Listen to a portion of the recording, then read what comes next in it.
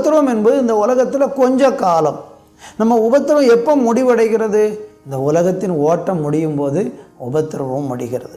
அதுக்கப்புறம் நமக்கு என்ன கிடைக்குமா? நித்தியமான கனமகிமை நமக்கு கிடைக்க போகிறது.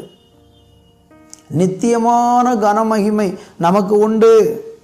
ஆதலால் அந்த பரலோக ராஜ்யத்தில் நமக்கு கிடைக்க போகிற நித்திய கனமகிமையை நினைக்கும் போது இந்த உலகத்தின் உபத்திரவங்கள் எல்லாம் நமக்கு ஒன்றுமே இல்லை.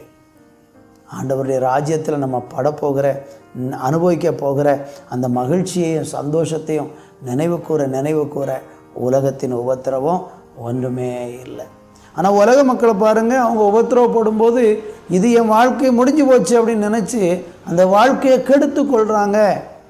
ஆனால் ஆண்டவருடைய ஜனமாகிய ஆண்டவருடைய பிள்ளைகளாகிய நமக்கு அந்த உபத்திரவம் என்றைக்கும் இருக்க போகிறதில்லை.